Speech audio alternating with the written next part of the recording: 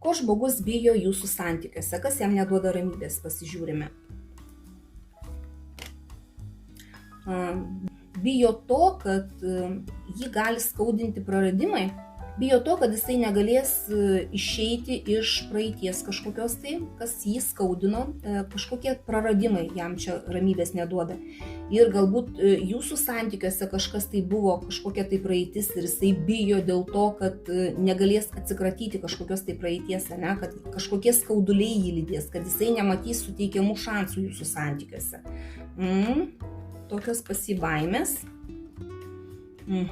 Čia monetų karalius, iš tikrųjų tai baimės tokios, kad jam reikės prisimti atsakomybę už santykius. Jam reikės rūpintis ir jumis, ir šeima, vaikais, galbūt jeigu pas jūs yra šeima, ne, arba galbūt būsimais vaikais, ne, ir jisai jį tai baugina. Galbūt jisai bijo, kad jisai negalės visais pasirūpinti. Taip, vėl magas krenta. Taip, jisai bijo to, kad viskas priklausys būtent nuo jo. Atsakomybės turbūt bijo žmogus.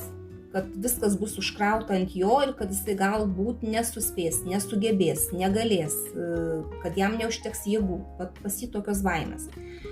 O jums kaip elgtis? Pasižiūrim. Patarimą jums.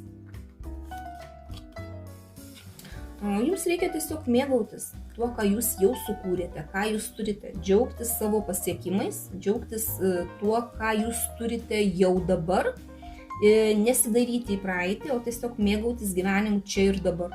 Va taip, toks ir patarimas jums. O jis, bijo, su tom baimėm galima susigyventi. Galbūt galite paskatinti, kad jums ir taip gerai jau santykiuose ir jums nereikia nieko, kad jisai jums dar duotų, kažkaip rūpintųsi jumis, kad jums gerai jau ir taip, kaip yra. Galbūt tada jo tos baimės nebus tokios didelės ir galbūt išsisklaidys ir jūs galėsite kažkaip ramiau atsipūsti šituose santykiuose.